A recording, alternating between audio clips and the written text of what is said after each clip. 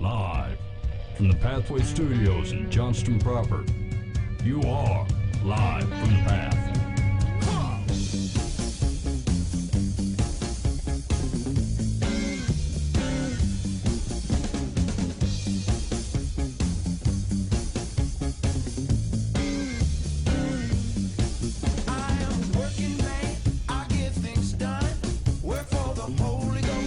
And you're listening to Live from the Path. I am Ben Foust, the repentant, double-minded man. It's good to have you today. I thought of that on the way here, fella. What do you got? The repentant, double-minded man. Yeah, that's me. From James, he says, "Don't be a double-minded man." It's John and James combined. And then I have repent. I'm trying to. I'm in repentance of that. John the Baptizer plus James equals Ben. I have not yet repented. I'm in the process of repentance. You're listening to Live from the Path. You believe that, Mike? Mike, repentance a process, or is it just a moment where you go, "Hey, I repent"? It's a lot of moments strung together, Ben. That's true. I'm halfway. In. You're looking for a pattern of repentance, not a definition of it. I'm halfway in those moments. I have not yet repented. You should repent of how you started the show. I'm going to work on that. Anyway, you're listening to Live from the Path. And it's good to have you tonight. We got stuff going on the show. Oh, man. In fact, lots of big stuff coming up. If you're listening tonight, you can still make the Live from the Path or Christmas from the Path event in Ames on November 30th at 7 o'clock at Zeke's. You can still make that stuff. If you're listening on KTIA, you can't listen to KTIA. Yeah, We're broadcasting the Christmas special. I've not thought through this, actually. It's a conundrum. What am I going to do with this recording? We might just put it in the archives. Oh, yeah. It's going to be one of them specials. You can't make any timely references to anything timely. Yeah. Okay. So no Thanksgiving references. Nothing about holidays. No birthday celebrations. Okay. Nothing about the weather. Absent of time. Okay. You see, this is the first year in, although timely, this is the first year since the 1800s that Hanukkah and Thanksgiving has started on the same day. And then it won't happen again until 77,000 years from now. I did not know that. I did not know that Yeah, either. and actually, the first time it happened in the 1800s, the Thanksgiving was not an established holiday quite yet. And so it did occur, but we didn't really recognize it. So this will be the first time in our lives and the last time in the next 77,000 years that it will It's totally really occur. 77,000? You're making that up? No, That's it's real? 77,000. Who's going to be around to know? Well, hopefully we will. We won't be on the earth, but Jesus will be like, hey, here's what I was thinking about. So I was talking to my wife last night, and I have like an old organ that I really wanted to rebuild. It's kind of broken and nasty, and I thought I really want to rebuild this. But I thought, if I'm being honest, the lifestyle that I've chosen to live as a Christ follower, a father, and a husband, and a guy who works places, I'm not going to get it to this in the next 15 years. Like, it's honestly just not going to happen, right? Yep. And I thought, my wife said, well, I'm sorry that's not going to happen for you. And I said, I bet Jesus let me do it. Maybe when I get up to heaven. And I thought, does that make heaven more real to me? Like, if I spend my time glorifying God, worshiping Jesus, and I said, Jesus, can I rebuild an old organ if you provide the parts? And he says, yeah. I don't know why that excites me, but all the things that I can't do because of sin in the world and busyness of a schedule, I feel like Jesus might let me rebuild that organ, and that might be nice, peaceful, and I can do it to the glory of God, and I can hand over the organ to somebody. There's a possibility it might be consumed in that all-consuming fire that happens. I'm just saying, if I said, can I rebuild an organ? And he says, sure. Can you do it without sinning? Absolutely, I can. Oh, okay. Okay, then that's love. I mean, I feel like even if said organ is consumed, perhaps the Lord can reproduce a broken organ. He can give me all the bad pieces. It's not sinful. It's just opportunity. No, Yeah, I can. yeah. I mean, here's the thing: He's designed me, right? So if I like to troubleshoot why it's not working and then rebuild it, I feel like He's designed me to do that. So I mean, is it possible when you get up to heaven? I know you're going to be consumed by the holiness of the Lord, and I just figured that He's like, hey, that thing you didn't get to do, I'll let you rebuild an organ. Go ahead. I feel like that would be great. I think that's probably one of my few true frustrations with the faith, with faith in general, is I want a better picture of heaven, because and I'm not complaining. I'm just saying I kind of want to. It doesn't really matter if you are. Yeah. I mean, by faith, I get the fact that it's just going to be awesome and it's going to be cool and we're with God. But there's all these different books and really smart people who write these ideas of what heaven will be like, and they're a little bit different from each other, and they're smarter than I am. But then I think that can't be right, or yeah, that sounds good. But none of us know. Nobody knows. Well, that's the thing is actually some of the pictures that the Bible draws of heaven are not appealing to me, which is weird, right? When it's like there's be streets of gold. And like I assume there's not going to be literal streets of gold. There's a symbolic book that is said in. Yes. Right, but like that type of opulence tends to be like I tend to think, well, that seems like it's a bit much, I right? kind of like the silver. Instead of grasping it like can we just do a regular street? I mean, I don't want to live in crazy excess. I just want to be okay, you know. But then it turns out because I say stuff like that, I think, well, I believe that my idol is comfort, right? Like I don't want craziness. I just want to be comfortable. Can it You be know? a cotton candy Yeah, street? can it just be regular and not a big hairy deal? You know, like Does that's the foolish. gate really need Jasper?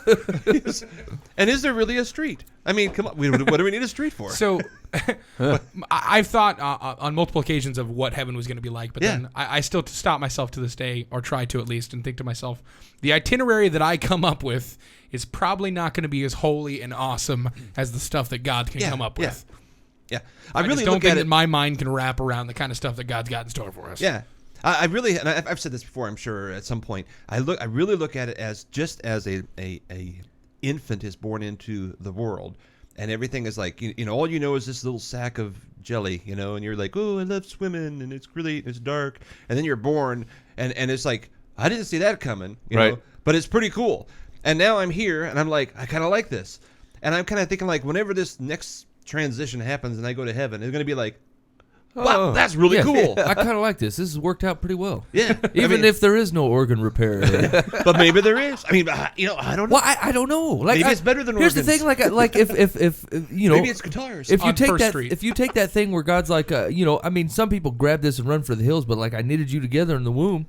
You know, I got plans for you. Like, I feel like He's designed me all the glorifying to Him parts. He's designed me with, right? Yeah, like, yeah. and all the sinful parts that cause trouble are things that I've grabbed onto. And so the things that can be used to glorify God, I feel like He's made me specifically. And I wonder if that sticks with you when you go, you know, do I go up to heaven? I no longer care about fixing things or you know, the things that I loved on earth. Like, I still love Jesus, but like, does all that pale in comparison? I just forget about it. That'd be okay too. I think maybe one of the things to think about is at the time, like when you get to heaven, one of the things that we can easily recognize in the character of God is like He is sharing in His attributes, right? Like His whole deal isn't so much to create a nation full of people who He's created just only to glorify Him. He is glorified, but look at what He's done with some of His attributes, with His love. He's set up a system in which He is sharing all of those things, in which He's imprinted His image on His creation, right? And so sometimes we get this idea that like once you get up there, or technically here, when you're here, and the whole place is redone, that He's just gonna kind of like white pallet everybody and just have a bunch of drones on around bringing Him glory. He don't need people He does not need our glorification of Him, right? Yeah. Like sometimes we say that, right? Like we want to bring God glory, and that's true. There's elements of that are accurate. But like He does not need our glory. He did not have to create us to be glorified. He has angels that do that for Him, right? So like there's an element of I've created these people in my image and likeness, and they share some of my attributes. And like ultimately what the process that we go through is a reconciliation with the intent of His creation that involves kind of sharing all of that, being inheritors of the kingdom, right? And so yeah, I think we probably retain a lot of things that we're afraid of. I think is a rough translation of what we think God actually wants, and I think it's not really a fair picture of God. I think there's a lot of this life that shows that God has given us those types of things. He has created uniqueness and created personality and created that in people. And it would be weird for Him to create that and say this is good, and then pull it back and say not when everything's redone, that's bad. Like I think we can recognize that there's aspects of what God said is good will be retained, obviously, because it was good when He did it the first time. And I think human personality, and I think like relationships, and I think emotions, all that have not been stretched into a sinful means or used in a nefarious fashion, I think all those things will exist because God created them to begin with, and they were good. I'm pretty excited about that then. Yeah. I feel like that's going to be pretty uptown. And the only reason it struck me, like, because when I said it, I thought, well, that's kind of a small picture of heaven, but I thought, is it more real to me to say that? Probably, right? Like, does the Streets of Gold thing seem way out in left field? Yeah, I'm not really following that, or I can't imagine, and I don't really even dig on it. But like, I don't know if it just makes me think about it in a little bit different way, like that I will be spending time loving people, serving God, and occasionally fixing an organ that I never really got to. That'd be really cool. Like for some reason, it just brings it a little bit closer to recognizing in my head, you know, maybe what it might be like. Mm-hmm. So I don't know. Just a quick thought I went through last night. And I wonder if we have not been given more than we have, because look at what people have done with the very little that's been given. I mean, heaven is an idol for some people. Like, they could care less about God. They're escaping hell, and they're spending time in a way in which they are being served. Like, it's the total not following God thing. They're just moving it until they're jacking up the altitude. Yeah, right. Okay, if I want to be served on earth, but I will love God, or at least act like it, so that I may be served later, and everything, all my desires will be fulfilled. And boy, I don't want to spend forever with that guy. No. He seems difficult to deal with and relatively I avoid him on self-centered. earth, really. I mean, he's hard to talk to even here on the States. So in that case, I think that's a lot of the image of heaven comes from people who are largely just looking for a different venue in which they can be served. Yeah. And that stinks. And frankly, I don't think there's he's handing out tickets for that, because I mean that's a crappy group of people to spend eternity with. And so, but think about, even with the very little that we just have very little, except for that everything will be new, and like people are all on board with that. And with that very little part, they've run with it and created an idol out of heaven and made it more than what God is. And I don't know, maybe if there was much more than that, I mean, think of what people would do with that stuff. And because you would never satiate that. You would never get to the point where, like, oh, I have enough information about heaven that I will stop speculating. Yeah. Like, it's unlikely to happen, right? No, that's true. So I don't know. I mean, I got to side with the Lord on this one. He was distinct in what he revealed, and it must have been correct. Yeah, I'm pretty excited about this. Okay. Yeah. I'm glad we're all excited about heaven. Yeah. Seems like a generally nice place to It's be. like here's the thing. It's like going to visit your fun uncle for a long time. You don't really not sure what he has planned, but you know it's going to be better than what you got. I don't think I have that fun uncle, so I'm not going to get that one, but okay. Really? Okay, that's fair. Fun Uncle Jesus. All That right, might be wrong. you're listening to Live from the Path. Here's what we got going on the show tonight. We're going to try to... So there's a lot of stuff that hits the viral, right? It goes on the YouTube, and like rules for fathers of sons. I saw that today. We're going to hit a couple of those and basically see the 28 rules of fathers and sons, how they stack up to biblical mandate. Okay. I mean, is the thumbs up cultural representative of how fathers treat sons? Does that match up with what Scripture tells us? So we're gonna hit a few of those. We're gonna do a random Bible quiz. I've just been searching the net for random Bible quizzes. We're gonna take one and see how we do. And I think they got all kinds of stuff in here. We're gonna do the quiz on slaughter. There's a death and destruction section. Okay. Oh wait, there's an unusual death. No, okay, we'll do slaughter. Maybe next week we'll do unusual death. All right, that's fair. Either way. Seems like a lot of fun. We also got advice on Deer Live from the Path. Hey, and before we get into everything else, I do want to remind you that I said no holiday. Yep. I'm going to do it anyway. This holiday season, Whichever one it is. yeah, could be anything, but it's a good a time as any to pick up the Christmas from the Path album. You can find it on Amazon, on Google Play, and get it on iTunes, and also it's available to stream on Spotify. Just do a search for Christmas from the Path or Live from the Path, and or the combination of the two, should be able to pick it up. And it's a collection of Christmas tunes recorded at our Christmas from the Path event last year. We got 2 more this year, and it's a really fun holiday album. It's got some energy to The it. sales are brisk, man. They are brisk. Would you say it ranks in the top 10? Of holiday albums that we've made, absolutely. Absolutely does. I was just trying to get a gauge. Number 1, as a matter of fact. Soon as we get 10 years or 11 years worth of albums, it might fall out of the top. So anyway, go pick that up. It's a good way to support the show, to support the local artists that were part of that. You're primarily supporting the show. We're probably not going to make any money on this deal. No. We just wanted to create it. It's something, a way to share local artists that have been on the show and that were singing for Jesus in a fun Christmas way. So we're just trying to share that, spread that around. So share the love, buy it for a friend. Don't burn it on 10 CDs and give it away. Stream it on the Spotify. That's legit. That 10 CDs is not legit. No. Don't be doing that stuff. All right, cool. All right, what do you guys want to do? You want to do the fathers and sons, or you want to take the quiz? Let's do the quiz, then we'll do Father Son. Okay, here we go. Take the quiz. 10 questions on death, on slaughter. Boo was looking in his Bible, man. That's cheating. Yeah, the Lord's words, it's cheating. You got to know it before you come in. Here we go. This man murdered 85 priests of the Lord. Adonijah, Sheba son of Bichri, Doeg the Edomite, Nathaniah. Doug the Edomite? It's Dag, isn't it? D-O-E-G? I can't tell you. Okay. Adonijah, Sheba son of Bichri, I think it's Dag the Edomite, and Nathaniah. I'm going to go with A. Adonijah, Mike? I'm going with Doug. Let's go with Dag. Doug just sounds bad. What were there 3 choices? Adonijah, Sheba son of Bichri, Dag the Edomite, Nathaniah. You better go with Doug. That was man. This is a finite amount of time for the show, Dan. That was 4 of them, right? Yeah. Because they all kind of blurred together since I didn't recognize. Dan, will any you of just them. pick a number? I'm going D. Okay. Nathaniel.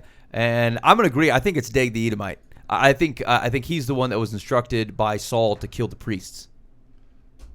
I don't remember. That's when they were after David. When David they figured out that they'd given David the bread. So Oh, they killed right the priests. I don't think it's Adonijah. Here we go. 2. This woman murdered her whole family except one grandson. Wait a minute, are you not going to tell us the answer? No, we won't know. We won't know. I got to tell I submit the quiz. Okay, got it. Okay. This woman murdered her whole family except one grandson. Jezebel, Mishat, Jehoiada, Athaliah. Jezebel, Mishat, Jehoiada, Athaliah. I'm going to go with Jehoiada. Mike? Athaliah. Dan? Or Jezebel. Okay, I got to choose. Let's go with Jezebel. 3. 2 brothers slew all the men of Shechem for the sake of this woman. Does anybody know without me reading it? Diana. It's a sister, Diana. Dinah. Dinah. Okay, we're going to put Dinah in. Yeah.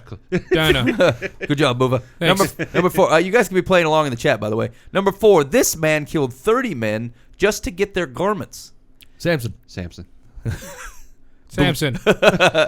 Samson it is. I'm getting better. Mr. Peabody.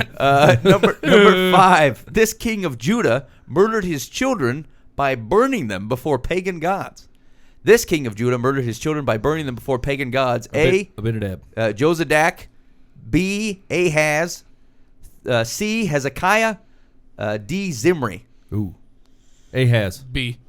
Ahaz. Ahaz. Mike Ahaz. Dan. I'll go D, but I don't know. So All right. The majority says Ahaz. We'll go with Ahaz. 6. Samson killed 1,000 Philistines using what instrument? Jawbone. jawbone of a donkey. Jawbone of a Jawbone donkey. donkey, yep. Okay, we're going and jawbone of a donkey. donkeys.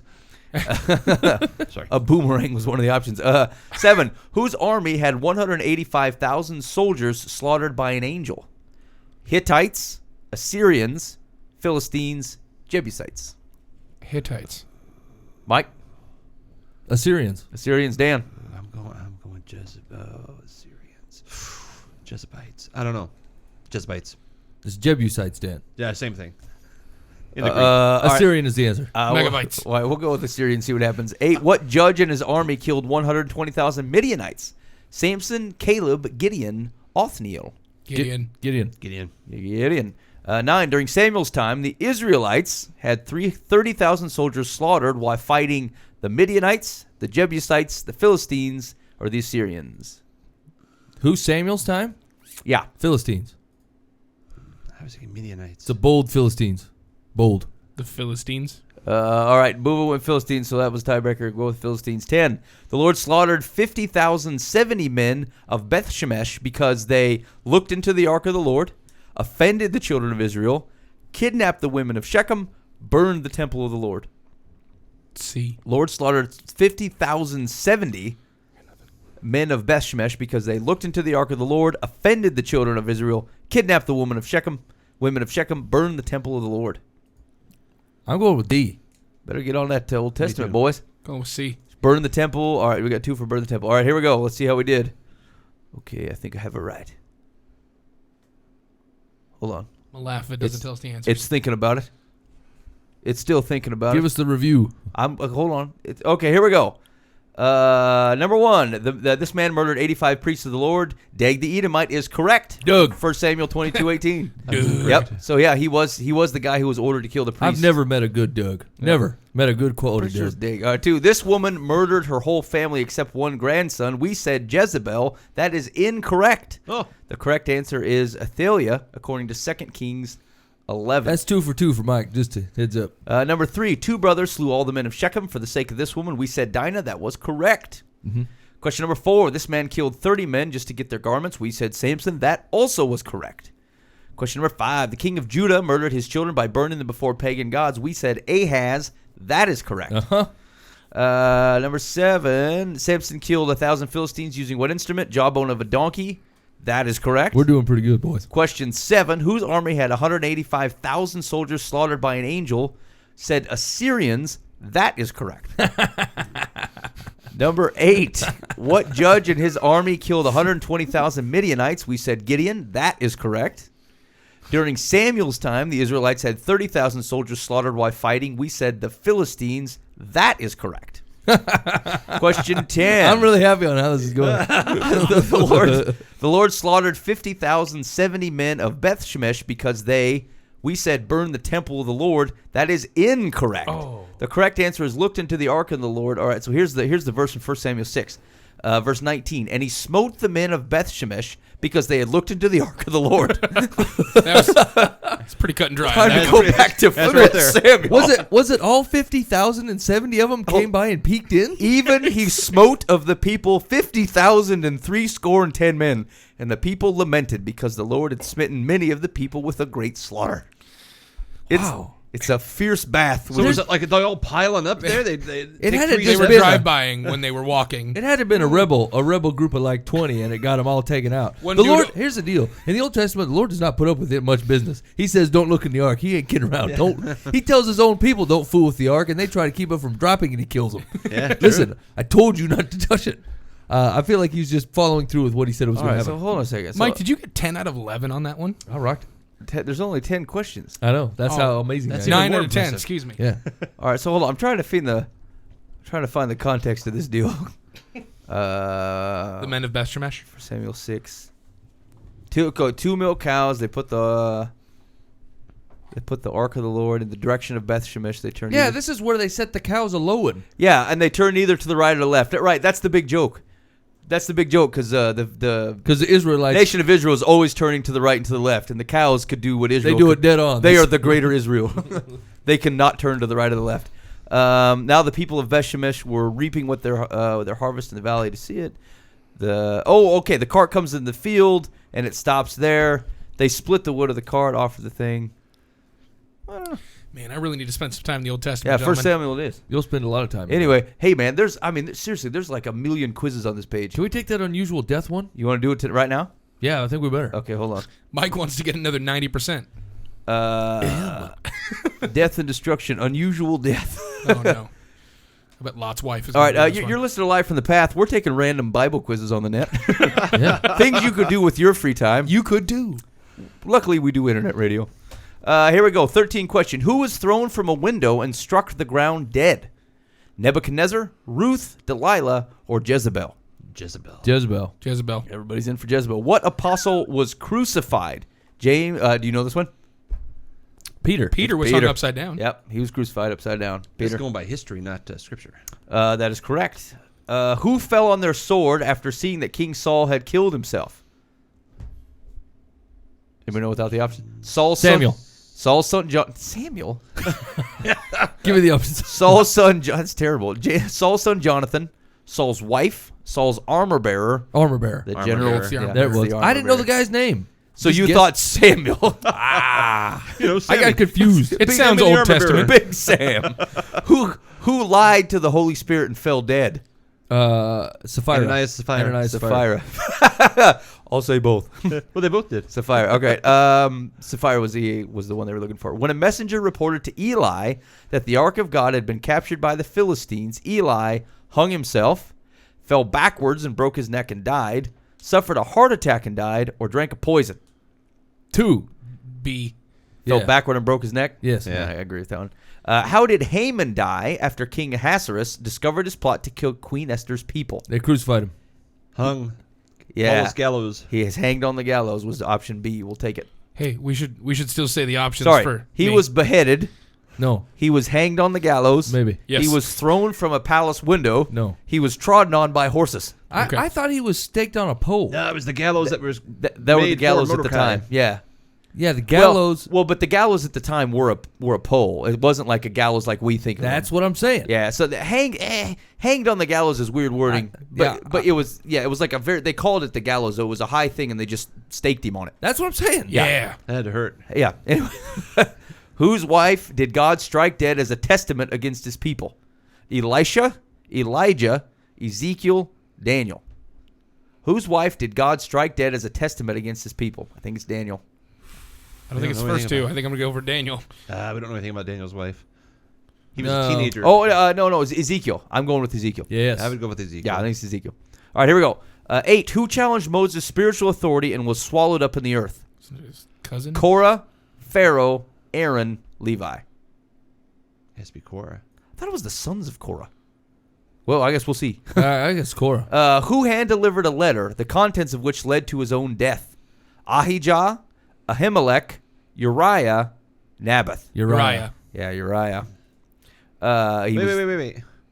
He didn't deliver that letter. Yeah. Yeah, he did. Yeah, he Yeah, did. David gave Uriah the letter, said, take this back to your commander as you go back to fight. Commander The goes commander to kill him. opens the letter and says, put Uriah in the front and have him killed. You know what? And then draw I back. read that story all, and it says go ahead and draw back when the battle starts. You think Uriah's got to be looking around going, hey, wait a minute. What's going happening? on? Wait a minute. Yeah. I didn't hear retreat. Where are you guys Everybody going? pull back, except for Uriah. Hey, Uriah, you go ahead and take on those guys for us. I mean, here's the we'll thing. be back here behind you. It says that Uriah was like a noble warrior and everybody loved the guy, right? Yeah. Did he not have one friend? Because they had to tell him, like, hey, everybody, we're going to bail on Uriah, and then he's going to take it. You know? He's about to die. Do you think he thought, like, you think he figured it out right as everyone was leaving? He's like, I wonder what was in that letter. Man, David is shisty. Which king died in battle because he was struck by a random arrow between the plates of his armor? Ahasuerus, Abimelech, Adonijah, Ahab. It's not Abimelech. I think it's Ahab. I think it's also Ahab. I think it's also Ahab. King died in battle because he was struck by a random arrow between his plates of armor. No one's even heard of Adonijah. He was like Adonijah was prophesied. David's son. I thought it was That's pronounced Abimelech. Adonijah. No, Abimelech was David's son. no, it wasn't. It was the. That's a guarantee. No, it's not. No, Adonijah. Remember, was, Abimelech had the crazy hair that got cut in the tree. that's That not is David's son. No, it's not. You're making a fool of yourself. Hold on. Abimelech is David's son. Caught in the tree with hair. No, he's not. Yes, it is. No, it's not. Even You're going to be close. sorry about this. Hold on. I'm going to find it. The David and Son Tree Service. That's not what I wanted. Well, that's awesome. Shoot. Type in Abimelech. Because it's not going to come up right. Yeah, it will. Haircut. No, it's Absalom. Absalom had his I hair. thought that sounded. Yeah. Abimelech had his hair Yeah. caught. No. Absalom's hair gets caught in a tree. You're going to be sorry. We're so wrong. All right, here we go. There were two unusual things about the death of Asahel. No idea. What were they? One, he was unknown. One, his pursuer cautioned him to stop following him, then smote him under the ribs with the blunt end of a spear. Dang. Sorry, these are long. B, he got his hair caught in the branches of a tree as he escaped. Apparently not. C, he escaped from a would-be assassin, but then was killed by his own servant. D, he had killed all the men of the city, but then a woman dropped a millstone off the city wall onto his head and killed him. I'm going to go C. I'm going to go with D because that sounds righteous. Would-be assassin. All right, majority rules. 12. And when the king of Moab saw that the battle against Israel was going against him, he took his eldest son and killed him. Why? A, he wanted Israel to win the battle. B, he thought Israel would stop the battle if they saw him kill his son. C, his eldest son was a traitor, and he had just found out about it. Or D, he was offering his son as a burnt offering. Boy, D. I guess I'll go with D. All right, son is a burnt offering. Yeah. I'd go more C, but you know. Dan feels like C. All right, we'll go with D. Dan can be vindicated. We can't keep. I've been wrong. Yeah, we can't keep track of the times Here Dan we go. ain't been right. Final one, 13. This man got his hair caught in a tree as he fled on his horse, and Joab, one of his father's servants, shot him in the heart with 3 arrows. Abimelech. Then 10 of Joab's armor bearers surrounded him and struck him and killed him. Here are the options. Okay. Amnon. No. Adonijah. Definitely not. Absalom. No. Eliezer. Come on. Where's Abimelech? Absalom. Here we go. We'll see how we did. This one's looking, well, number 1, who was thrown from window and struck the ground dead? We said Jezebel. That is correct. Right on. 2, what apostle was crucified? We said Peter. That is correct. What did they? Oh, and the scripture reference is John 21, where he says where Jesus says, "You will follow in my footsteps." Yeah, okay. Question 3: who fell on their sword after seeking that King Saul had killed himself? We said Saul's armor bearer. That is correct. Question 4: who lied to the Holy Spirit and fell dead? We said Sapphira. That is correct. Question 5: when a messenger reported to Eli that the ark of God had been captured by the Philistines, we said he fell backwards and broke his neck and died. That is correct. Question 6: how did Haman die after King Ahasuerus discovered his plot to kill Queen Esther's people? We said hanged on the gallows. That is correct. Whose wife did God strike dead as a testament against his people? We said Ezekiel. That is correct. All right. Question 8: who challenged Moses' spiritual authority and was swallowed up in the earth? We said Korah. That is correct. And I was going to say, it came to pass he made an end speaking all of them. And the earth opened their mouth and all their and all the men that appertained unto Korah and all their goods went down alive into the pit. Okay, well, sons of Korah too, I guess. 9. Who hand delivered a letter, the contents of which led to his own death? We said Uriah. That is correct. Chat says Abimelech is the son of Gideon. The chat doesn't know Abimelech. which king died in battle because he was struck by a random arrow between the plates of his armor? We said Ahab. That is correct. 11. There were 2 unusual things about the death of Asahel. What were they? We said he escaped from a would-be assassin, but then was killed by his own servant. That is incorrect. Yeah. Correct answer is his pursuer cautioned him to stop following, then smote him under the ribs with the blunt end of a spear. Why is that weird? A guy said, "Hey man, you better stop following me, or I'm going to hit you with a spear," and then he kept following him, and he got him with a spear. That seems right on. Well, hold on a minute. I don't understand this. His pursuer cautioned him to stop following him. You can't, if you're pursuing someone, you can't caution the guy you're pursuing to stop Maybe following he's him. irritated with him because they're running in circles. So he's like, "Stop following me." All right, here we go. 12. And when the king of Moab saw that the battle against Israel was going against him, he took his eldest son and killed him. Asahel was 2 Samuel 2.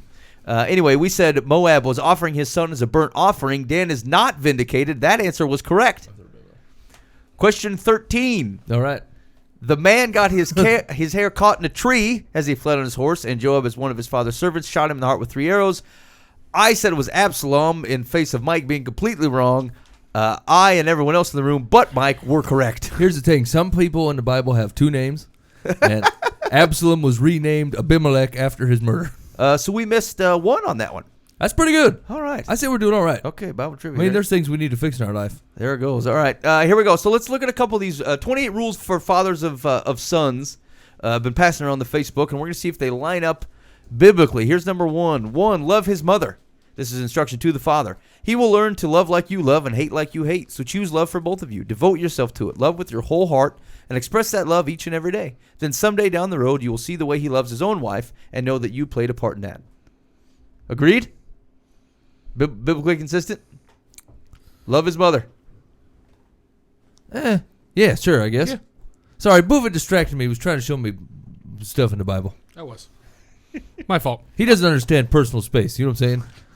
There's a Trying time to for show this him who stuff. Abimelech was. Trying to talk to people on the radio, and he's like, "Where's my Bible study?" Boo, boo, boo. Sorry. Go on, continue on. Love his mother. We're good? Yeah. I like love your mother. Okay, Yeah. very good. 2, let him drive. Every child remembers the first time they drove on daddy's lap. For that one moment, he will believe that he is just like you. What age are we talking? It doesn't say. Well, if they're An age when 14 they on can your sit lap, in your that's lap. awkward. No, I think he's talking about as a young boy. Like, I let my kids drive. They're 5 years old. I let them just take the boat around, and we drive around the yard in it. In the yard, yeah. I think that's what they're talking about. Give the kid a chance to toot the wheel. I'd say that's good. It shows trust in your boy and that you're trying to teach him how to do something. What? Trust I don't think it needs to be a staple of parenting, but I don't trust my boy. Take the car around on Well, the you're not streets. letting him go by himself. You're going with him. He's sitting on your lap. yeah, I never did that. I was 12 the first time I got a chance to drive a car, and I got to drive in a parking lot with my mom. No, my uncle let me drive down the interstate when I was like 7, That's true. halfway All right. to Omaha. It was like 10 at night. He's crazy. That's a fun uncle. I'm just telling you. That's the fun I'm uncle. going to missing disagree out with on. him. No. Dan says don't I'm let a him no. drive. Nope. All right. 3, teach him to be picky, especially when it comes to women and burgers. Teach him never to settle. I don't know. You're going to have to settle at some point. You're not that great. You know, isn't that a hard conversation though? Like if you're dating. Here's the thing, like as a Christian man, when you start dating, you should be dating for marriage. So all your chips are on the table as soon as that relationship starts, and you're like, this is what I'm in for the long haul. And so like it's tough to invest that many chips and then bring them back. You know what I'm saying? Invest that many chips and like, okay, I'm going to start acting like this is going to be my future marriage. I'm going to start building things, and then you get say 6-8 months into it, and you're like, ooh, I got to pull all my chips back and get out of here. Like that's hard because you pretty much made the commitment that you were going to be in it for the long haul. Yeah. Well, and we all are expecting a number 10 in however we qualify that, in personality and looks and all these different things, and everyone has a different number 10. And that person doesn't probably exist. You might have to settle for 7. I found that in my wife, Dan. I don't know about you. Well, I did. I have a 12, and I just now talked to commence a lot of de-saving. people who had to settle. I'm glad I got this bike that allows me to backpedal. Yeah, I think in the right circumstances, yes. To be picky. Generally, about burgers, I don't feel like that's a staple in life. Some of it's funny, meant to be funny. it's lost on Buva. It's not about his personal time. Nope. Teach him to never settle. Yeah, I mean, like the underlying thought, like don't. I don't know. I probably would have expressed that differently, right? Like it's, don't be foolish. Yeah, don't settle for sin. Don't settle for second best. Settle for God. Don't settle for Satan's counterfeit. Yeah. Yeah, there. That's all biblical right there. Brimstone. Yeah. Number 4, take him to the ball game. There's something about sharing a day of hot dogs, sunshine, and baseball with Yeah, your this father. list is stupid. I don't think Jesus cares. I don't think I care. What if the kid don't even like ball games? It wasn't introduced as a Jesus list. We're I thought we were comparing it. We're though. vetting it. That's what I'm Yeah. saying. So, Yeah. but you can't fault it for not being a Jesus list. It's not the list problem. Just say Fine. Jesus doesn't care. If we were revising Okay. it in Jesus' eyes, Just say, okay, well, when we say take him to the ball game, we say don't care. do something. do Have something fun. with your Just- kids. just spend time with them. I mean, Be involved in their lives, Yeah. whether it be a baseball game or something else. Yeah, that's the a Big Bible Brothers study. list. All right, here we go. Love with bravery. Boys have this preconceived notion that they have to be tough. When he is young, he will express his love fully and innocently. As he grows, he will hide his feelings and wipe off kisses. Teach him to be a man who rubs them in. It takes courage for a man to show love. Teach him to be courageous. What? Teach him to cry? Did I read that? Misread No, that? but I think it's trying to counteract the sturdy oak man concept of you shouldn't show emotion. You're a man. Be a solid rock in life. that was 3 generations ago. I don't know. I think that's still being taught today, Dan. Fathers, Maybe not to the same point. Sons of those men are raising kids today. Right, exactly. We still have people that the social concept of a man is somebody who, you know, is the strong and the person in the household that, you know, your feelings is for your mom. Go deal with that. I'll sit here and I'll build stuff or whatever. And I think that And break stuff. and break stuff. Yeah, exactly. Men punch things and drink beer. That's a man in society, which is ridiculous. So I would agree with that one. Actually, I think I agree with that too. A lot of the examples of fathers that I see around my circle of friends are very much like that. Maybe not. There's not a whole lot of emotion. Like it's, and I fall into this trap too, where it's a given that the woman is going to watch the kids. Doesn't matter what's going on, right? It's a given that the ladies are watching the kids, and I think I do agree with that. 6, talk about sex. Sometimes boys need to know that all men are created equal. I don't get the explanation. What does that mean? Yeah, I don't get that either. Yeah. Although I agree, they need to talk before they hear from their peers. Right. We need to explain the biblical concept of sex, what it's for, and what Yeah. the parameters I think they're talking are. about a penis. Just talking about the penis. Really? I think that's Boys what need they're to saying. know that all men are created equal? It's not true. You need to tell them that too. Do you have to Because introduce... they're going to get to high school and figure it out, and they're going to be, Dad told me lies. Don't tell them lies. From a biblical standpoint, we need to explain sex and why God created it and who it's for. Yeah. 7, teach him to be a man's man. Show him how to be brave and tough around the guys. Then remind him on the ride home that it is okay to cry. What? Around your buddies, be an oak of strength, but it's okay to cry when you're with me, buddy. And then That's introduce them to your ridiculous. counselor. Yeah. I don't know. I feel like if you just teach them to be honest. Sometimes it's time to cry, man. That's the answer. Teach your kid to be honest. Yeah. Teach them to be a man, though. Yeah. Not Taking away all the societies, you know, what is it? What is a man? You know, David wrote poetry, and he also went and tore bears' heads off. You know, it depended on what was needed at the time. Yeah, I think that we need to stop looking to action movies for what we should be men like. Yeah. It's ridiculous. We need to stop looking Why at do I feel like you're one point, Dan's counterpoint, and you're both agreeing with each other? You know what I'm saying? That's how Dan's we like, roll. don't turn them into sissy girls, and you are like, hey, don't get them from the Terminator movies. And like, I feel like you guys are on because either there needs to extreme be a of this comfortable thing. medium. Why don't you just have him be honest? You don't have to have explain nothing. What if he's not a manly man like you're saying? What if he lose an arm wrestling match to an 8-year-old kid? Okay, I mean, he's kind of a Nancy. that's Then why. go lift weights with him. Why does he have to lift weights? Mike, I feel like you're bringing on a third counterpoint and arguing our points. but at the same time, we're on the same page. I feel like we're not. Okay. Continue on, Ben. Respond to Mike's assertion. I haven't. I don't think Dan and I are on the opposite side of things. I didn't ask you that. I said respond to Mike's assertion. Mike said, "Why does he have to be manly? He can lose arm wrestling to an 8-year-old. Why do you have to teach him to lift weights?" I said it's fine for him to lose. That's it, Dan. Okay. Go. Oh, I think that kind of goes back to what I was saying. We don't have to worry about the society's definition of a man. Look at the biblical definition of a man. And the Bible doesn't care if they can lift weights or Yeah, arm but wrestle didn't you like just say, like, we said don't make him a sturdy oak, and you're like, that was 3 generations ago, and there you are sitting in a chair going, lift weights, sturdy oak, eat tree bark. Because I see today, I mean, even like just watching like football or sports, those are like your manly men things, and they cry at the end of a game if they lose. It's like, what happened to that? It didn't used to be like that. We've gotten a little wimpier. We've kind of sissified our men, I'd say, over the past couple 3 decades. Yeah, but here's the deal. I don't know if that's good or bad. I'm just do you know saying, what's not hard? Playing football. Do you know what's hard? Running a godly marriage. You know what I'm saying? Yeah. Raising kids. But I think to Dan's point, like regardless of whether you choose which field you choose, the field of marriage or the field of football, like I weep at night. What is the problem? I think there has been a tendency where a man has not ultimately taken responsibility for either one, right? The crying happens because he bailed and someone else is to blame. Because the only reason he cries in that situation is to draw attention to himself, to make it clear that it was not his fault. Yeah. Someone else has done this to me. So someone else lost the game for me. Hey, my marriage is falling apart. No one jumped in to save it. Like, it's a responsibility issue.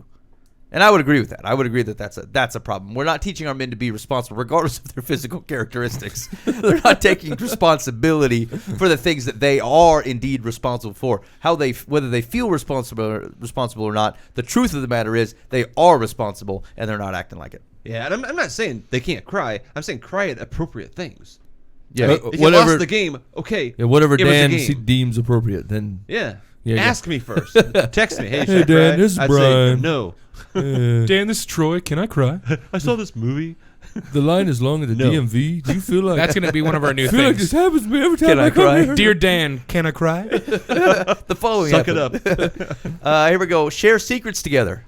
Communicate. Talk about anything. Let him tell you about girls, friends, school. Listen. Ask questions. Share dreams, hopes, concerns. Okay, hold on. Isn't that kind of obvious? It's not like your kid's like, Dad, I'm thinking about seeing this girl. Shut up. Get away from me. You Go better talk to your mother. I told you to lift weights, and that's all. Can you arm wrestle her? I mean, I feel like that's kind of obvious, right? Like, talk to your children. Okay. I mean, It should be, but it's not. I mean, it's talking about having a relationship. On the website that has this list on it, right under the neck under Share Secrets Together is a picture of what appears to be a 3.5-year-old extending the middle finger Yikes. at something. Yikes. I mean, Bummer. I mean, I don't know. I mean, I wouldn't be like sharing secrets like to the exclusion of, say, their mother or against their mother or maybe even their sisters. But, like, I mean, yeah, talk to your son. Ask him what's what. Ask him how things are going. above the fridge. Keep it to yourself. Yeah, find out who they're mad at. Find out who they're avoiding in the hallway just so you can be a couple of days later say, you run an old Bobo? Actually, you know what? Too much of our of parenting discipline has come into asking questions without wanting an answer. Like, sometimes parents will go, "Why are you acting this way?" And they don't really want to know. It's just that's their discipline method is to like throw out hypothetical questions. But like, I actually care about the answer. Say, no, seriously, what's going on with you? Why not just why are you acting this way? You always act like this. You act terribly. Like, use the question. That's cool, but care about the answer. Boy, because you see it all, especially in the store. You run across people, and they're asking a whole bunch of questions. Like the kid is on the psychology couch, like I can't believe this happened to me. Why are things going on this way? You're never like this at home. Yeah, right. Yeah, the kid's always like that. Absolutely. All right. Teach him manners, because sometimes you have to be his father, not just his friend. The world is a happier place when made up of polite words and smiles. Yeah, I agree with that. Yeah, teach him how to control himself. Yeah, that. seriously, that kid will go 11 times farther than you ever had in mind if he can say, ma'am, sir, please, and thank you. Yeah. That goes a long way. 10, teach him when to stand up and when to walk away. He should know that he doesn't have to throw punches to prove he is right. He may not always be right. Yeah. Make sure he knows how to demand respect. He is worthy of it. No. No, he's there not. we lost him. No. It does not mean he has to fight back with fists or words, because sometimes you say more with silence. I don't know about that. Now, I'm not saying you shouldn't be silent. I'm just saying you don't really say more. That sounds like something clever to say, but you do not say more with silence. You just avoid it. I don't know. I mean, you always get those movies, right, where there's always some mysterious character that shows up, you only see him for 5 seconds, then he walks away. Like the smoking man on the X-Files. Yeah. And so, I mean, he says a lot with silence. They're like, what's he up to? What's he saying? What's he about? You don't know. He's all you already do is perpetrating mystery. Yeah, that's what I'm saying. Teach him to choose his battles. Make sure he knows which battles are worth fighting, like for family or his favorite baseball team. Remind him that people can be mean and nasty because of jealousy or other personal reasons. Help him to understand when to shut his mouth and walk away. Teach him to be the better person. Yeah. Yeah, I think that's all right. I agree. Although I don't know if I mean, you don't want to say. I mean, people can be mean and nasty, you know. But I mean, I don't know if I'd weigh heavy on the people. Some say things out of jealousy because you're so great. You know what I'm saying? Like, here's the deal. Like, I've talked to my kids about this all the time. My daughter's and goes to school, and she has a couple kids at school that give her the problems, and so you know we've talked about it, and she's like, she always does mean things, and she does bad this and this and this and that. I said, do you get the impression that this little girl knows who Jesus is? And she says, no. And I said, well, I feel like there's your explanation right there. Let's pray for her mommy and daddy, and let's pray for her. I said, it's unfair. I mean, what do you expect out of her? If she doesn't know Jesus, she doesn't know how to act any better, you know? If I could understand that concept and really get it down, I feel like my relationship with a lot of people would improve. Same thing with my kids. If my kids could really understand that they're not better than those people, they just happen to have a relationship with Jesus, and the other people don't. And like that makes all the difference in the world. And it actually puts sin in a very easy to find category, right? Like you want to get mad at people, you want to hold grudges at people because they screwed you at work, or they stole your presentation, or they've been showing up late and taking advantage or stealing money, and you're like, they don't know Jesus. What do you expect? Yeah. What do you expect from them? You know? So stop looking at the guy, look at the sin, and look that they're devoid of the joy of Jesus Christ, and that's why they're acting the way they are. And then all the liabilities off you to be mad. Like, you know the cause of the thing, so it's not anything to be upset about. 12, let him dance in tighty whities. Dance alongside him and yours. Teach him that there are moments when it's okay to be absolutely ridiculous. This was written by a woman, wasn't it? Hold on, let me check. No, it's a dude. By Dan Pierce. It's a metrosexual. Why would you say that? What? I think the principle itself is fair, but I don't know about dancing in tight Have whities. fun with your kid. It may not be necessary to be in the tight whities. It's okay to have fun. All right, we ain't got time for all these. Here we go. Share music. Let him win. Let him win. Hey, man, I was playing a card game with the kids. I crushed them. I mean, crushed them. 7-4. Eat it. Ants on the march. Yeah, I beat them in Monopoly. I don't let them win Monopoly. I might throw a couple games here and there, but I won't throw Monopoly. I let them not know I let them win, and as they got older, I got stronger in whatever the game in competition, so they could grow with it, and I might teach them, hey, here's what you want to do here, and See, my grandpa never did that for me. Like, he would weasel properties away from me at outrageous bargains when I was like 6 or 7. He's like, I tell you what, I'd like to buy that Boardwalk coffee. You don't need it. I'll give you $10. I'm like, $10? All right. Hey-o. I was taking advantage of me. I'm a small kid. Anyway. Here we go. I'll pick a couple around to him. Let's see. Father him. Well, yeah, that's implicit on a rules kind for of the fathers. Give him baths because mom can't do everything. Yeah. I think that's actually important for dads anyway. Not only because I did it, but like I purposely chose bath time when my kids were born, and I thought no matter what, I'm gonna give them a bath, and like I stuck to it. I got one that's 5 and one that's 3, and I've probably given them 99.9% of their baths. I do the baths. We move them up to showers. I switch them to showers. Like, I mean, there's gonna come a time when dad's out, but it's not yet. And so like I always knew I was gonna give them a bath, and I was always gonna be the one that put them to bed.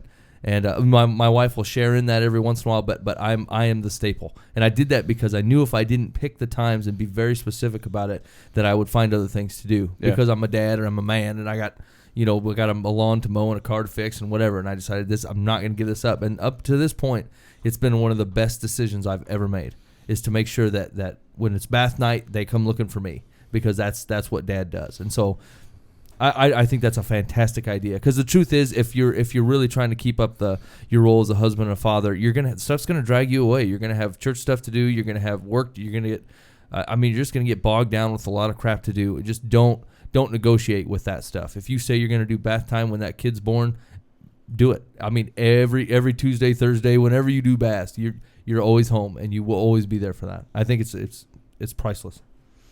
Actually, this was a woman. So the Dan guy posted it, but it was written by a lady. Right. Yeah, Sarah somebody. I rest my case. Here we go. Teaching to pee standing up. Let him pee outside. Such is the joy of being a man. Mom cannot teach this talent, so someone has to. I let my girls pee outside. I don't care. I live on a farm. What do I mean, they got sometimes it's a long walk back to the house. Toss them around. Grow a big belly, because every child should get the chance to rest their head on the absolute softest pillow ever. Daddy, Yes. This is definitely written by a woman. Daddy's belly is the best place to land. I never felt that way about my dad. Wait a minute. Ever. Let's reiterate this. Yeah, buddy. I'm going to be a good daddy. I will tell you, so not to go too far from this, but I will tell you, I would totally agree with that. It's one of the coolest things. My dad was a very, very big guy.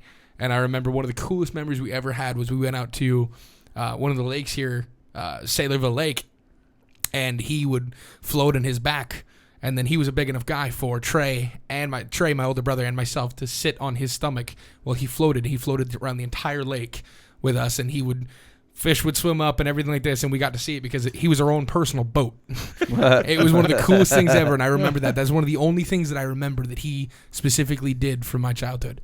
All right, cool. Anyway, I posted a link on the chat if you guys want to check out the rest of that list, but I don't know. Yeah.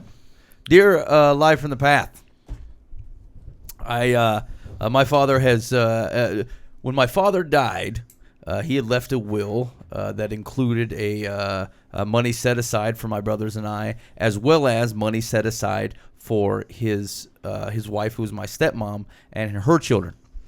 Recently, she has died, and I've come to find out that that the will has been rewritten, and myself and all of my family has been written out of the will. So there was no money left. It has come to my thought that he is buried next to my stepmother, and in recompense for the maneuvering of the will, it has crossed my mind that perhaps I would dig up his body and move it away from this woman who has obviously disregarded his final wishes that his family be taken care of. Huh? What are your thoughts on moving the body to another location? Wow. I mean, here's the thing: if you would have gotten some of the money, I wouldn't have been near as much of a financial burden to do so, and easier. So let's say the asker of the question, money is not a consideration. Yeah, I'd do it. Heck yeah, I would. Why not? I mean, here's the deal: like in the grand scheme of things, it really doesn't matter. And frankly, like the whole situation goes away when you're dead. And so, like, I mean, how many years you got left? 20, 30? I mean, if your dad passed away, you might have 30 years left in you. I mean, is it really worth battling about? It'd be kind of nice, and I don't know. It'd be a nice feeling for about a day or two, and then you'd realize you made a big mistake, and it really wasn't that big of a deal. I'm not against it though. John Buva? I think the motives behind it seem a little vindictive. Well, you wrote him out of this. Guess what? You don't get to get buried next to him. Ha ha ha ha! And then run away with a coffin. We'll show you. Yeah, exactly. That's true. If you're doing this like by yourself, this might be a mistake. There might be some legal issues. Even if you go through the proper legal channels, you get the approval to exhume the body or exhume the coffin and move it and all the different stuff. Why are you really doing it? Are you doing it because you're angry? Maybe you don't want to go visit your dad every time you visit your dad, and you have to look at that headstone and go, That's just you harboring anger. Yeah. Sounds like some unforgiveness going on. Yeah, it sounds like there's a lack of forgiveness going on with this situation. You're harboring anger for someone who's deceased, and maybe not necessarily just the deceased person, but also for the family that's left around that did benefit from this. There's possibly some unforgiveness and some anger that's being harbored for them that is being taken out by the act of moving the father. I feel like I would have to hear a very, very interesting argument for this not to be something that's just, oh, I'm trying to get back at this person. Yeah, I don't think the dad cares. I don't care. I don't think the spouse cares. They're done with their bodies. They're long gone. It's kind of immaterial with them. Yeah, exactly. They're not like, Well, not oh, to wait a me. minute. What's going on with my coffin there? Are you moving me? No, but not to me though. I want them out. Why, though? Just it's easier if it's not there for me. Why is it easier for you? Let me ask you a question. Just follow me in the circular object. Let's say that I have. let's say, I like this, the way this is going. Go ahead. So let's say that I have a problem, say looking at ladies. Okay. Right, I have a lust problem. Okay. Would you advise that it is probably the best idea to stay out of that situation where that could occur? Like don't go to the adult bookstore. It's probably not the best place for you. Would you agree? Yes. Yes or no? You agree? Yes. I would agree with that. So I would yes. say if I know that my anger problem is going to be aroused by my dad still buried next to this crazy opal that's stolen all of our money, maybe I'll just move him and avoid the sin. all you are doing is avoiding it, you're not fixing the root cause of it. Yeah, that's what I'm saying though. If you know where sin's at, you know that's your proclivity. You just stay away from Yeah, it. yeah, you can avoid it, but at the same Move, time, Dad. Move him. Oh, forgive and forget about it. You listen to Live from the Path. This has been Foos. Come on, Dad. We're going home. The repentant, double-minded man. I'm going to keep on it. If you're on KTA, we got to let you go. You're not on KTA. We may or may not be broadcasting this one. We will see you at the Christmas from the Path event, hopefully on November 30th at Zeke's and Ames, or December 6th at the Simpson Bard in Johnston. Pick up the album. This is one of the cuts from it. Enjoy. We'll be right back if you're on the podcast.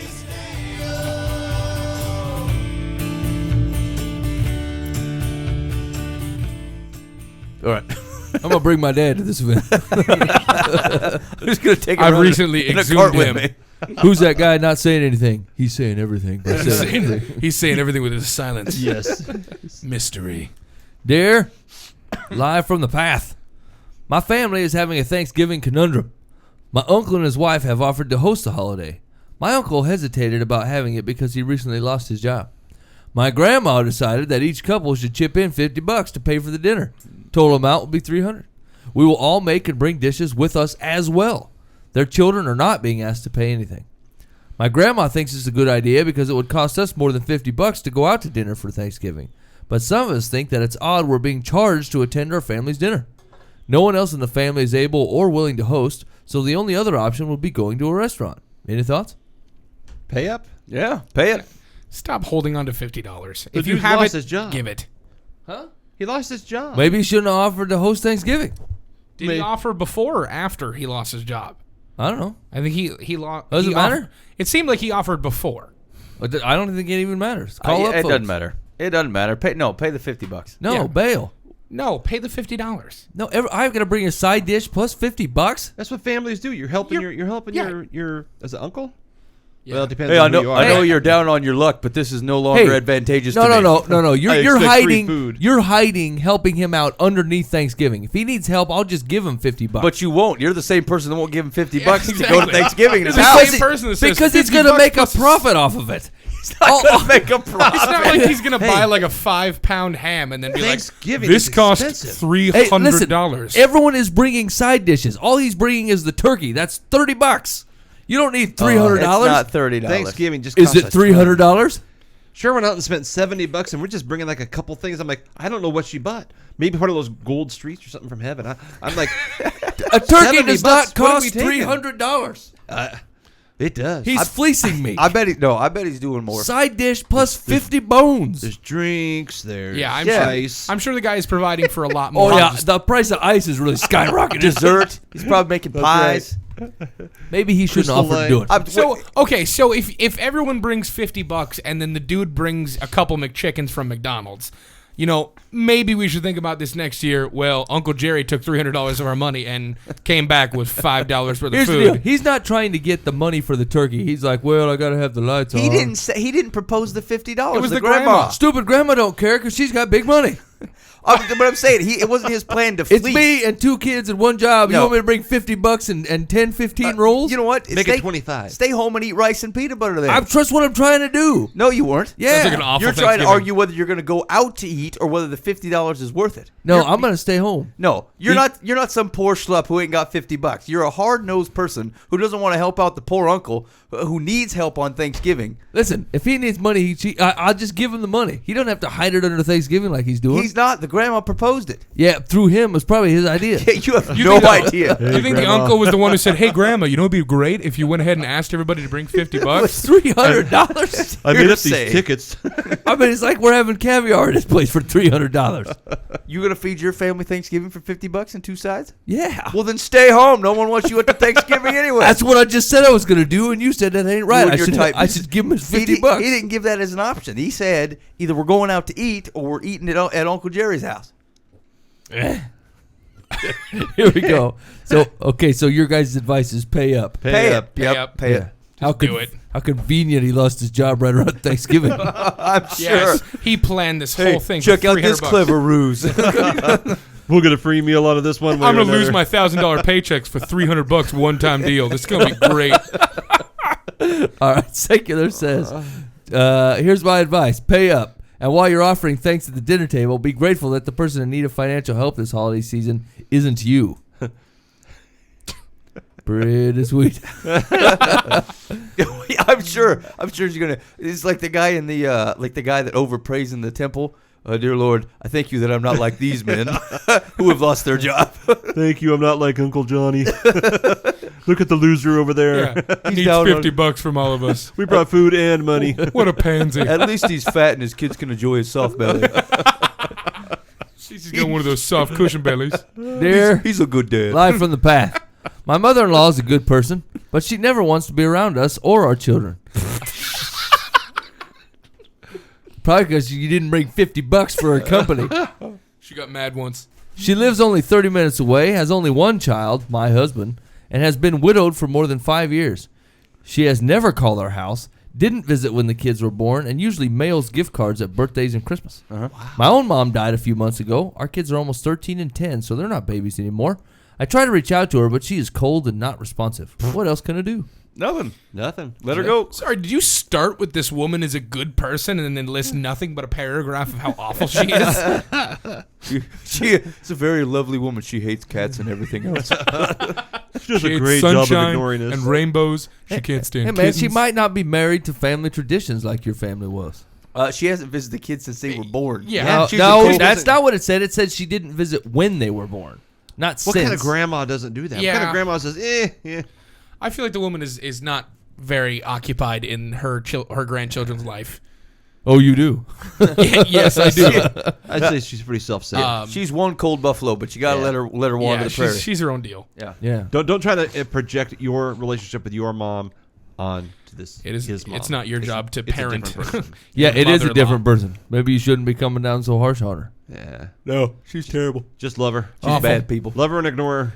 Okay, here's what the secular says. Ask for $50. Yeah. Ask for $50 Give him for Thanksgiving. $50. That shows love, I guess. What does your secular says? What does your husband think about this? Has his mother always been this way? Could the problem be that she dislikes you or is disappointed in her son? Crossed by mother. Yikes, man. There's no way to force a connection on someone who is unwilling, and I'm not sure you would even want to. I'm sorry. That's pretty cold. It would be pretty cold to say I'm disappointed in my son. I refuse to see my grandkids. Hey, I'm man, disappointed in or my call- son for marrying you or call and the having house. those children. I won't call lest she. maybe answer she the feels phone. like a burden, or they spent all the holidays over at the wife's mom's, and she feels disconnected. Feels like a burden. I'll never call once in 13 years because I'll be a burden. Yeah, some people are like that. That's ridiculous. Well, you need to talk to them about that and love them through it instead of bringing your judgment. The first place to start is to recognize who you are, a cold bison. I'm just saying. It says, I'm sorry that your feelings are hurt, but if you have closeness with an older woman, you will have to look elsewhere to find it. Well, that's weird. I feel like you can't just find regular other older people. And Hey, you're old. Do you want to be my new mother-in-law? I feel like we should be close. I feel like I've got a gap in relationships. Do you by chance want to be my loving mother-in-law? Do you use the phone? Here we go. Last one. Dear Life from the Path, I've been dating my boyfriend, Jose, for a year. Before that, we were friends for 5 years. Ever since I've known him, he and his half-sister, Blanca, have danced together at parties. We're all in our mid-20s. They dance salsa, merengue, and other styles of music together. I used to think it was cute, but now that Jose and I are a couple, I find it annoying and a little creepy. He says Blanca loves to dance and can't always find good partners. She gets mad when he dances with me instead of her during her favorite songs. I told Jose he can dance only with me at the parties or only with her. Not both. I do not want to share him, and honestly, people joke that it is incestuous. How can I make him understand how much this bothers me? What can I say to his half-sister when she gives me the evil eye? My relationship with her is friendly, but it is better before I started dating her half-brother. Mike, why did you put an accent on most of that? What do you mean? I felt like you sounded like Cheech Marin through most of that entire conversation. It's just my regular talking voice. I'm sorry it's not up to your standards. It is my boyfriend Jose and his half-sister Blanca. Seriously, dude? They dance the merengue and sometimes the salsa. I'm not sure what's going on. Some people say incestuous. Seriously, dude? I think if you've been in a relationship and you're in a strong relationship with a guy, I feel like you should be able to express the fact that you are weirded out by him dancing with his half-sister. He dances. Maybe. It's not weird. Maybe. Yeah, I don't think it's weird. Well, but here's the deal. The sister has no right to say, you dance with me during my favorite dances when he's there with his lady. Jose, you dance with me. However, Yeah, but hold on. This was the girlfriend's decision that says he can either dance with his sister or dance with me. There's no in between. no, that's not. No, that's She's way over. Yeah. She's way overplaying the seriousness of this. She's overreacting, but that doesn't mean that she She should probably be able to. stinks at dancing. Jose just wants to have a good time, and she's terrible. Jose's been dancing with Blanca for so long. Isn't the salsa a little bit of a... Dan, you think Risque. everything's risque. yeah. No, yeah. What's that Facebook? It's a bit Look, risque, isn't there's it? a boy. Dirties on that one. There's a boy and a girl riding in a car. Ooh. They might kiss when Wait they're a in there. minute. People do that in cars. Is that a convertible? Oh, you know what's about to happen. Open wind kissing. that boy should be weightlifting. Certainly not riding in a vehicle. I'm sorry, Dad. Go ahead. Were you going to say this also was a bit suggestive? Isn't it, of the dances out there, a little more on the sensual side? It's flirtatious dance, yes. yeah. Isn't that a little awkward to After I said that, I totally thought the exact same thing you was. The look you just gave me. It's a flirtatious dance, that's all I'm saying. Sometimes I watch Lifetime. It tells me everything I need to know of relationships. Heard about this half-sister to Jose. Her name is Blanca. They do merengue. Girls like the salsa and poodles. Okay, so what's the advice? Here's the deal. Here's the straight talk of it. She stinks at dancing. Jose just likes to have a good time. He's tired of your would whining. it be different if it was another woman, not his sister? No. Yes. Why? Because that could be completely misconstrued to be a very flirtatious... Because to interstate- Dan's point, it's a dirty one. It's a dirty dance. It's the dirty tango. So the same true with actors in movies and stuff? yeah. What? Yes. Definitely. We know what they're really Acting thinking. is of the devil. Yeah. So like if you're You are playing lying, you hypocrite. so like if you're playing a role like let's say you're Spider-Man and you have to kiss a Mary Jane that is you're currently not dating, is having a dance partner any different? I don't think you should be in the movie kissing other ladies. What's it worth? What I'm saying? I couldn't. I do guess it. I've never... Let's say I was cast in a movie and they said, Ben, we'll give you $800,000 to be in the third installment of the Hunger Games, and you need to kiss one of these ladies. Ben's I turning feel down like- the 800 grand. I feel like I'm going to have to. I can't go around kissing other women. I guess I've never really thought about that. but Don't that- you judge Denzel. What? Denzel kisses other ladies. Yeah. Denzel does kiss other ladies. Good luck. You judge him to his face then. I'm scared of that. He was in the book of Eli. He's He what will I would machete consider your a head. manly man. He's a man's man. He may have macheted your shaving to give that mustache. Yeah. Hey man, there's nothing wrong with a mustache. We've done a good job of not bringing it up through most of the show. I think we should continue I that. said it. What's the so what are we with here? You can take it easy there, Bianca. Blanca's the sister. Shoot. I don't know the name. We don't Hey, have the name of the lady. Here's the deal. You're obviously not mature enough to have a boyfriend. I just break up with him. Be done with it. Yeah. I mean, It's your advice to half of the world. You realize that, right? yeah. Okay. Wait till you're ready. You're not ready. Here's what the secular says. If you want to hang on to Jose, simmer down and be less heavy-handed. Dictating who he can dance with only makes you appear to be jealous, insecure, and controlling. Or it reveals that you are jealous, insecure, and controlling. Because he and Blanca have danced together for so long, it is understandable that she expects to dance with him. My advice is to be gracious and hold on to your temper. Because if you don't, your relationship with Blanca will no longer be friendly, and it could cost you your boyfriend. Wasn't she already getting the evil eye from Blanca? Yeah, I feel like that relationship's done. I feel like she was not getting the evil eye. She was just interpreting that way so there'd be a problem. This was her evil eye. Right. I got the evil eye from her. Oh, how dare you wave hello, at me. my name is Blanca. How dare you salsa and wave at the same time. You're making fun of me. Don't mock me. You're listening to Live from the Path. Thank you for joining us this week. We do hope to see you at one of the Christmas from the Path events. Please pick up the CD. Enjoy the festive tunes by folks like Jeff Arendale, Randy Drazen, Jared Roy, Daniel Hudson, and more. You can pick that up on Amazon, Google Play, iTunes, and stream it on Spotify like I'm doing and using it for free, although you should buy it. And we will see you next week. Thanks for listening to Live from the Path.